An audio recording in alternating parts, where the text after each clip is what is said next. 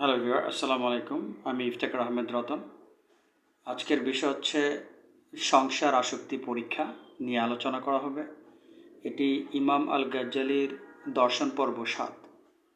আজকের প্রতিপাদ্য বিষয় হচ্ছে যে দুনিয়ার প্রতি বা সংসারের প্রতি বা ধন সম্পদের প্রতি আমাদের ভালোবাসা আছে কিনা সেটা কিভাবে পরীক্ষা করব তার একটা মাপকাঠি ইমাম আল গাজ্জাল আলোচনা করেছেন। আপনারা জানেন যে সংসারের প্রতি ভালোবাসা থাকলে আমরা যতই নামাজ পড়ি, রোজা রাখি, হজ করি, মহান আল্লাহ তাআলার নৈকট্য অর্জন করা সম্ভব নয়। এমনকি মৃত্যুর পর আমাদের সিভিয়ার পানিশমেন্ট, ভয়ানক পানিশমেন্ট আছে এই সংসারের আসক্তির কারণে, যতই আমরা নামাজ কালাম পড়ি না কেন। তো এই সংসার আসক্তি আসলে বোঝা যায় না যে আমাদের মধ্যে সংসার আসক্তি আছে কিনা। তো উদাহরণস্বরূপ ইমাম আল গাজ্জালি বলেছেন যে ধরুন আপনার বাসায় একজন সুন্দরী দাসী আছে, বহুদিন যাবৎ সে আপনার বাসায় কাজ করে।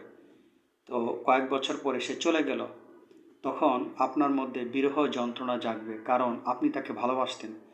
যতদিন পর্যন্ত দাসী ছিল ততদিন সেটা বুঝতে পারেননি দাসীর অনুপস্থিতি আপনার বিরহের কারণ। সিমিলারলি দুনিয়ার সাথে আমাদের ইনভলভমেন্ট, আমরা দুনিয়ার সাথে থাকি বিদায় দুনিয়ার প্রতি ভালোবাসা আমরা বুঝতে পারি না।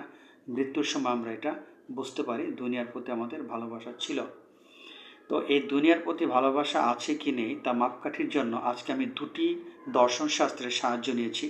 এক নাম্বার হচ্ছে ইসলামী দর্শন, আর দুই নাম্বার হচ্ছে ভারতীয় তথা ইন্ডিয়ান ফিলসফি বা বেদান্ত দর্শনের আমি সাহায্য নিয়েছি।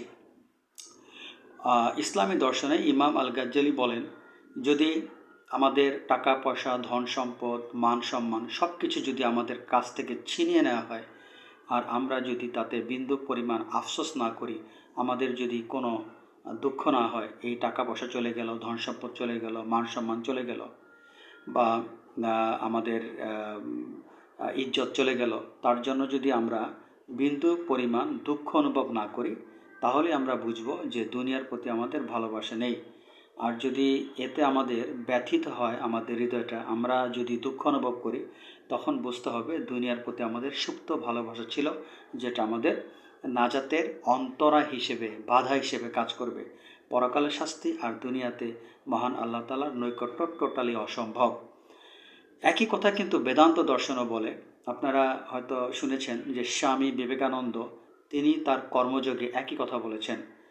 তিনি তার কর্মযোগে উল্লেখ করেছেন, অবশ্য স্বামী বিবেকানন্দ আরেকটু বাড়িয়ে বলেছেন, সেটা হচ্ছে কি পার্থিব কোনো কিছু অর্জনে, অর্থাৎ আপনি পার্থিব কোনো কিছু অর্জন করেছেন, তাতেও আপনার যদি আনন্দ না হয় বা পার্থিব কোনো কিছু চলে যাওয়াতে যদি আপনার দুঃখ না হয়, তাহলে আপনি মনে করবেন যে আপনার দুনিয়ার প্রতি আপনার ভালোবাসা নেই।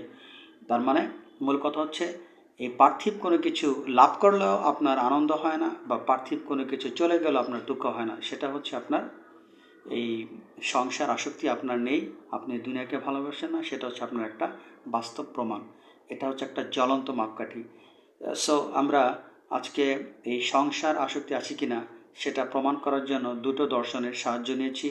একটা হচ্ছে ইসলামী দর্শন, আরেকটা হচ্ছে আপনার বেদান্ত দর্শন। উভয় দর্শনই কিন্তু একই কথা স্বীকার করে যে সংসার আসক্তি থাকলে কোনোভাবেই স্রষ্টার নৈকট্য অর্জন সম্ভব নয়, এবং আমরা যতই নামাজ কালাম পড়ি, যতই ধর্মীয় অনুশাসন পালন করি, কোনো কাজ হবে না। আর এই সংসার আসক্তি নিয়ে যদি আমরা মৃত্যুবরণ করি, তার জন্য কিন্তু আমাদের সিভিয়ার পানিশমেন্ট আছে। এটা হচ্ছে মূল বিষয়। তো এই জন্য আমাদের মাঝে মধ্যে অ্যাসেস করতে হবে যে আমাদের এই সংসারের প্রতি, জগতের প্রতি, দুনিয়ার প্রতি, টাকা পয়সার প্রতি, সম্পদের প্রতি, সম্মানের প্রতি ভালোবাসা আছে কিনা।